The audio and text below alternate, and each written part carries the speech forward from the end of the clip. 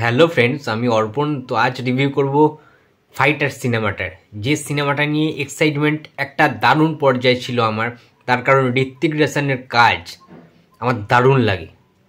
মানে তার ফিজিক্স বলি, তার অভিনয় বলি, ঠিক আছে, সমস্ত কিছু মিলিয়ে একটা পাওয়ার প্যাকড কোনো কিছু ডেলিভার করার চেষ্টা করে ঋত্বিক রোশন।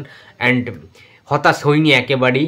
একটা জিনিস এখানে আমি বলতে চাই যে দেশত্ববোধ বা যারা আমাদের ইন্ডিয়াকে ভালোবাসো তাদের কিন্তু বেস্ট লাগবে এই সিনেমাটা। তার কারণ যতই সিদ্ধার্থের কথা কি বলবো, after war and Pathaan it's a big successful একটা সিনেমা হতে চলেছে। এবং মানে আমার কিছু ভাষা নেই যে এক্সপ্লেন করবে এই সিনেমাটাকে নিয়ে, মানে খারাপ লেগেছে বা ভালো লেগেছে। দেখো, ইন্ডিয়া পাকিস্তানের যুদ্ধ বা ইন্ডিয়া পাকিস্তানকে নিয়ে যে সেন্টিমেন্টাল যে জিনিসপত্রগুলো রয়েছে, সেই জিনিসগুলো কিন্তু তোমাদেরকে মনে একটা ধাক্কা দেবে, মন ছুঁয়ে যাবে, এইটুখানি বলতে পারি। যে জিনিসপত্রগুলো দেখানো হয়েছে এবং যে আকাশের যে সিনসিনারিগুলো দেখানো হয়েছে, যে জেটগুলির সাথে যে লড়াইগুলো, ইন্ডিয়ার জেটের সাথে পাকিস্তানের জেটের যে ফাইটগুলো, যে চেসিং সিনসগুলো রয়েছে কিছু কিছু,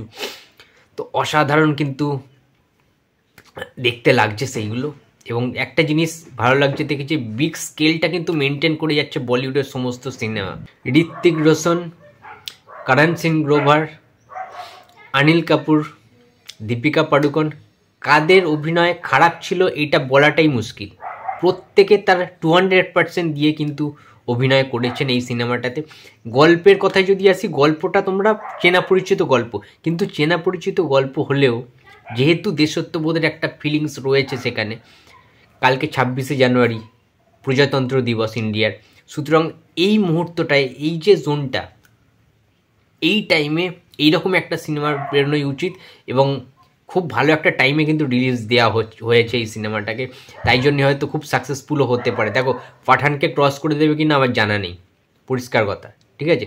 বাট হ্যাঁ, এইরকম একটা মুমেন্টে বা এইরকম একটা সময়ে এই ধরনের সিনেমা রিলিজ করাটাই উচিত, এবং ওরা একদম পারফেক্ট কাজ করেছে। এবং সিনেমায় যেমনি ফাইট সিনস রয়েছে, তেমনি কিছু ইমোশনালস কিছু সিনস রয়েছে যেগুলো তোমরা সত্যি কথা চোখ দিয়ে জল বের করে দেবে, গুজবাম্পস তো দেবেই। অ্যান্ড সিরিয়াসলি ঋত্বিকের যে কিছু কিছু পোর্শন ছিল, মানে বেশিরভাগ সেকেন্ড হাফে, ইন্টারভেলের পর থেকে তোমরা একটু বেশ সিরিয়াস হয়ে যাবে গল্পটা নিয়ে, তোমাদেরকে আর উঠতে ইচ্ছা করবে না। গল্পটা এইরকমই, ঠিক আছে, এতটা টাচ করবে তোমাদের। মানে বলে না, একটা দেশ নিয়ে যে কোনো সিনেমা দেখবে খুব টাচি হয়, এবং আমাদের পুরো এইখানে এসে ধাক্কা লাগে। তো এই সিনেমাটার ক্ষেত্রেও তাই হয়েছে। সকাল সকাল ঋত্বিকের গলায় মালা, দুধ দিয়ে চান করানো, ওই যে বিষয়গুলো হয় ফ্যান্স ক্লাবে, সেইটা হয়েছে। এবং খুব ভালো করে পুজো অর্চনা করে কিন্তু সব ফ্যান্সরাই ঢুকেছিল হলের মধ্যে হই হই করতে করতে। অ্যান্ড সিটি মারা মুভমেন্টও কিছু রয়েছে, অ্যাকশান সিকোয়েন্স আউটস্ট্যান্ডিং। ভিলেনের কথা বলবো, পাকিস্তানি ভিলেন মনে হচ্ছে। দেখো, কে দুর্বল কে দারুণ কিছু সেটা বড় কথা না, ঠিক আছে, কিন্তু হ্যাঁ পুরো মানানসই কিন্তু হয়েছে। আমার কিন্তু বস দারুণ লেগেছে সিনেমাটা। ওভারঅল সিনেমাটা পুরো পাওয়ার প্যাকটে ভরা।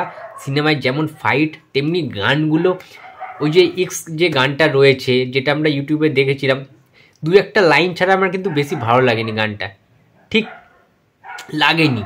ঋত্বিকের যে অন্যান্য গানগুলো যেরকম আগে হতো, ঠিক আছে, ব্যাং ব্যাং বলি বা অন্যান্য যেগুলো বলি, বাট হলে যখন আমরা দেখতে পাই ভালো লাগছে বস, ঠিক আছে। কোন পোর্শনে আছে সেটা আমি বলতে চাই না, ঠিক আছে। আর একটা গান আছে দেশকে নিয়ে, সেইটা তোমরা খালি দেখবে আর পুরো সাইলেন্ট হয়ে যাবে, চুপচাপ। সেই গানটা না একদম গায়ের লোম খাড়া করে দেবে, ঠিক আছে। তো সেটা পুরো দেশকে নিয়ে চেনা গান, অন্যভাবে মানে গাওয়া হয়েছে, অন্যভাবে প্রেজেন্ট করা হয়েছে সিনেমাটার মধ্যে।